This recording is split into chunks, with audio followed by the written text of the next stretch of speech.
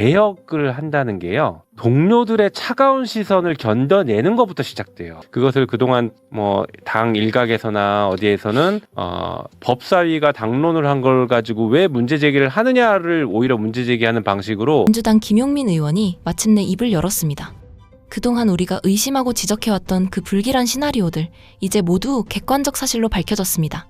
김용민 의원이 방송을 통해 터뜨린 내부 폭로는 그야말로 충격적입니다. 온전한 검찰개혁, 즉 당원과 국민의 염원이 담긴 개혁안을 전면에서 가로막고 방해했던 세력들이 민주당 내부에 상당히 존재했다는 사실이 결국 공식적으로 만천하에 드러난 것입니다. 그리고 지금 민주당원들의 집단지성이 이 검찰개혁을 가로막은 대표적인 인물로 2명의 이름을 지목하고 있습니다. 바로 한준호와 전용기입니다. 물론 이외에도 수많은 의원들이 침묵하며 동조했겠지만 본인의 공식 입장문을 통해 국민의 뜻이 담긴 법사위 개혁안에 제동을 걸었던 인물은 이 2사람이 대표적입니다. 오늘 영상에서는 김용민 의원의 내부 폭로가 의미하는 숨겨진 진실은 무엇인지, 왜 한준호와 전용기가 민주당원들 사이에서 검찰개혁을 가로막은 주범으로 지목되고 있는지, 그리고 그 구체적인 이유, 그리고 이번 검찰개혁 사태에서 밝혀진 가장 중요한 한 가지에 대해 차근차근 짚어드리도록 하겠습니다. 본격적인 영상 시작에 앞서 영상 좋아요와 구독 한 번씩 정중하게 부탁드립니다. 시청자 여러분들의 구독과 좋아요는 제가 자료를 조사하고 영상을 제작하는 것에 있어 정말 큰 힘과 원동력이 됩니다.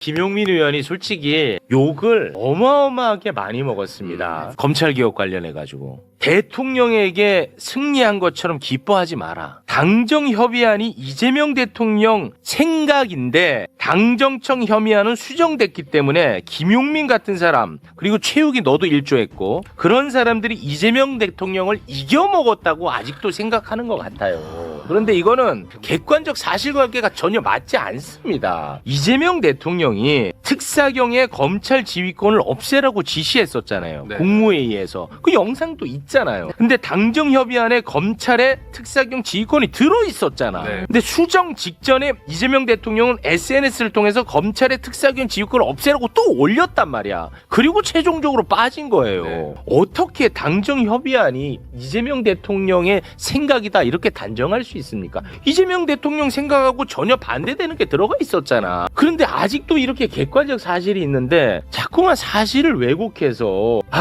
참 너무 속상합니다. 이것을 막 대결 구도로 바라보시면은 뭐 누가 이겼냐 졌냐 이렇게 자꾸 보실 수 있는데 그게 아니라, 근데 굳이 대결 구도로 본다면 뭐 검찰하고 대결 구도로는 볼 수 있겠죠. 그렇죠. 그러니까 국민이 검찰에게 승리한 것이죠. 국민이 기득권을 해체한 그 과정들이었고요. 그리고 뭐 방금 말씀 주셨던 것처럼 당정협의안으로 처음에 대고 우리 당에서 당론으로 했던 것은 당론에 조건이 붙었습니다. 법사위가 수정한다. 네. 수정할 수 있다. 그래서 법사위가 수정을 하기 위해서 다양한 토론을 거쳐서 안들을 만들었고, 그것이 최종적으로 당정청 협의안에는 법사위 수정안이 상당 부분 받아들여진 것이죠. 그러니 원래 절차대로 진행했던 것입니다. 그런데 그것을 그동안 뭐 당 일각에서나 어디에서는 법사위가 당론을 한 걸 가지고 왜 문제 제기를 하느냐를 오히려 문제 제기하는 방식으로 목소리 내는 걸 누르다 보니 수기를 못하게 하지 않았습니까? 잘못 알려진 것이죠. 네. 그렇죠? 수기를 그냥 뛰어넘어야 되는 것처럼 이렇게 알려졌던 것이죠. 그렇습니다. 그 얘기를 했어요. 이게 장판교에선 장비 심정이다.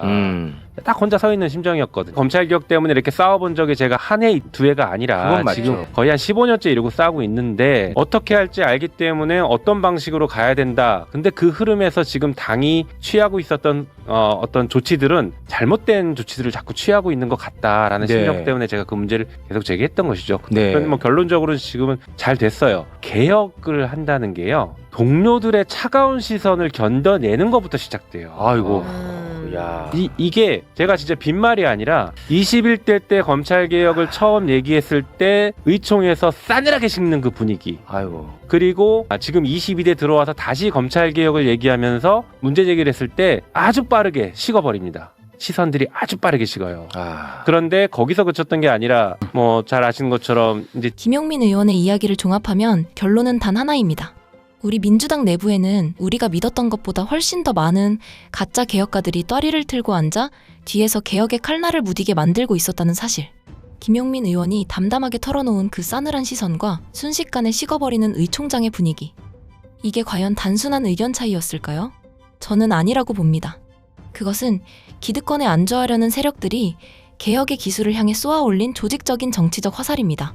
제가 생각하는 가장 역겨운 지점은 바로 이 대목입니다. 이재명 대통령은 국무회의와 SNS를 통해 검찰의 특사경 지휘권을 완전히 폐지하라고 단 한 번의 흔들림도 없이 명확한 가이드라인을 제시했습니다. 대통령의 개혁의 방향은 확고했습니다. 그런데 민주당 내부의 가짜 개혁가들은 대체 무슨 짓을 했습니까?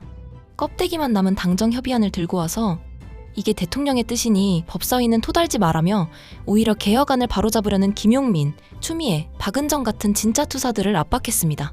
대통령의 이름을 팔아 대통령의 철학을 짓밟는 이 기막히고도 역겨운 아이러니. 그들은 지지자들 앞에서는 친명 완장을 차고 호가호위했지만 정작 결정적인 순간에는 대통령의 개혁 의지를 뒤에서 후퇴시키는 내부의 정노릇을 톡톡히 해왔던 것입니다. 특히 김용민 의원은 법사위가 수정할 수 있다는 전제 조건이 있었음에도 불구하고 법사위의 수기 과정 자체를 죄악시했던 당내 분위기가 가장 큰 상처였다고 밝혔습니다. 그들은 당론이라는 신성한 단어를 오염시켰습니다. 더 완벽한 법안을 만들기 위한 민주적인 토론을 마치 당의 결정을 흔드는 반란인 것처럼 몰아세웠죠.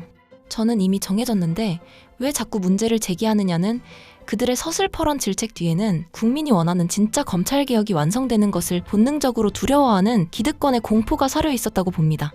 김용민 의원이 느꼈던 그 고립감, 장판교의 장비심정은 우리 당원들이 느껴온 답답함과 소름 끼칠 정도로 일치합니다. 정작 지지층을 실망시키고 민주당의 선명성을 흐려놓은 범인들이 오히려 개혁의 선봉에 선 이들에게 분열주의자라는 낙인을 찍던 모습.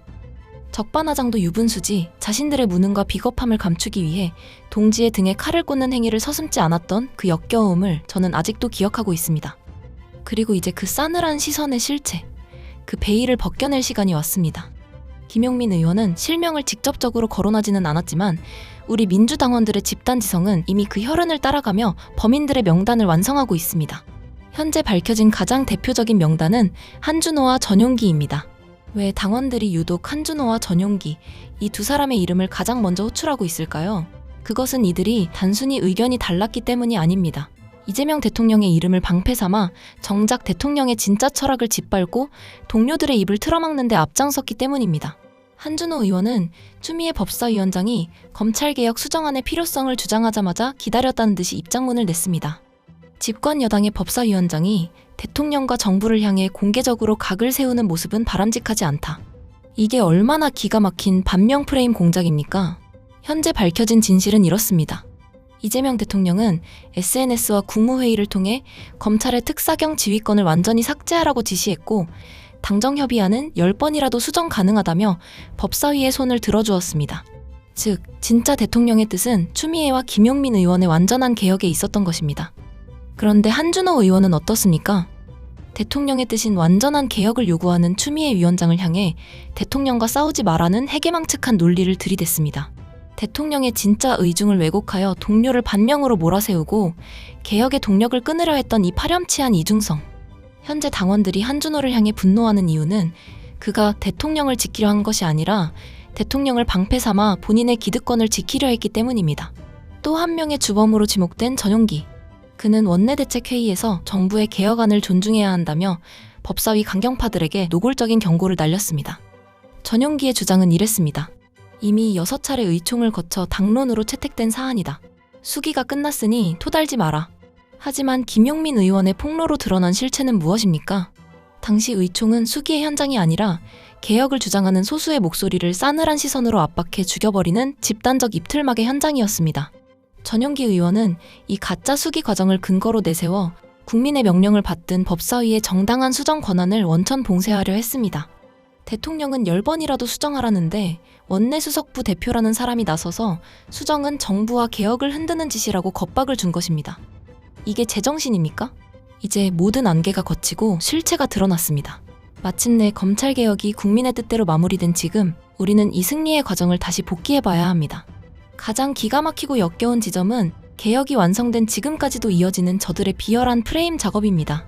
정당한 비판을 하는 당원들과 법사위 의원들을 향해 이재명 대통령의 이름을 팔아가며 대통령과 대립한다, 대통령을 이겨먹으려 한다는 가짜 뉴스들을 아직까지도 퍼뜨리고 있습니다.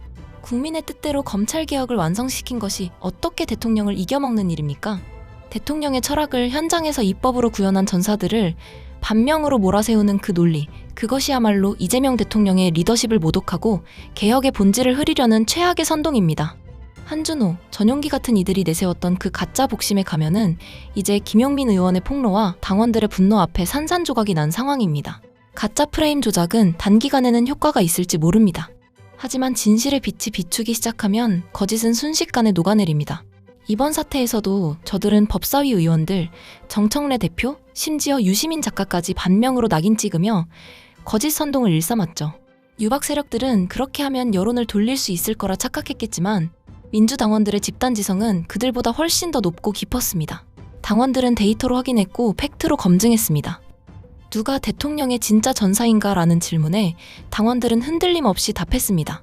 거짓으로 쌓아올린 선동의 성벽은 진실이라는 파도 앞에 허망하게 무너져 내렸습니다. 결국 거짓은 결코 진실을 이길 수 없다는 만고의 진리를 몸소 증명해낸 것입니다. 저는 이번 검찰개혁 사태가 우리에게 남긴 가장 소중한 수학은 민주당의 자정작용이 시작되었다는 것입니다. 이제 더 이상 밀실에서의 속삭임이나 권력자의 이름을 빌린 공작이 통하지 않는 시대가 왔습니다. 누가 대통령의 뜻을 왜곡하는지, 누가 자신의 입지를 위해 동지의 등에 칼을 꽂는지 당원들은 모두 눈을 부릅뜨고 지켜보고 있습니다. 김용민 의원이 견뎌야 했던 그 싸늘한 시선, 이제는 우리 당원들이 그 기회주의자들에게 돌려주고 있습니다. 저는 이것이 바로 민주당이 건강해지고 있다는 증거이며 이재명 정부가 성공할 수밖에 없는 결정적 이유가 될 것이라고 생각합니다. 요 국면에서 요 얘기를 딱 하나 하고 싶은 게 있어요. 이재명 대통령의 리더십에 대해서 크게 잘 오해하고 있는 게 있는 것 같다. 대통령은 이미 모든 정치적인 사선을 다 넘어서 대통령이 되신 분이에요. 여의도에 있는 300명 정치인 전체 누구와도 경쟁하는 분이 아니세요. 대통령의 관심사는 오직 제대로 개혁해서 다음에 5기 민주정부를 세우는 것, 이게 관심사예요. 민생 돌보고 제대로 개혁하고 5기 민주정부를 세우는 것. 근데 여기서 그런 대통령과 누가 뭐 반명을 해서 싸우거나 이겨먹으려고 한다? 네. 있을 수 없는 일이거든요. 근데 그 있을 수 없는 일을 자꾸만 있는 것처럼 이야기를 하는 거는 저는 이거는 이재명 리더십에 대한 큰 오해이거나 네, 특정한 목적을 가진 거나 네. 둘 중에 하나다. 알겠습니다. 100번 얘기해도 안 되는 얘기는 뭐 그만하셔도 될 것 같고요. 제가 준비한 소식은 여기까지입니다. 오늘 영상이 조금이나마 생각을 정리하시는데 도움이 되셨다면 영상 좋아요와 구독으로 진실의 확산에 여러분들의 힘을 보태주시길 부탁드립니다. 시청자 여러분들의 구독과 좋아요는 제가 자료를 조사하고 영상을 제작하는 것에 있어 정말 큰 힘과 원동력이 됩니다. 끝까지 시청해주셔서 감사드리며 저는 또 다음 영상으로 다시 찾아뵙도록 하겠습니다.